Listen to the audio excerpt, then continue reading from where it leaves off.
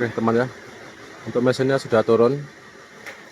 Ini mungkin kita lanjutkan besok membongkarnya, dikarenakan sudah malam. Oke bos.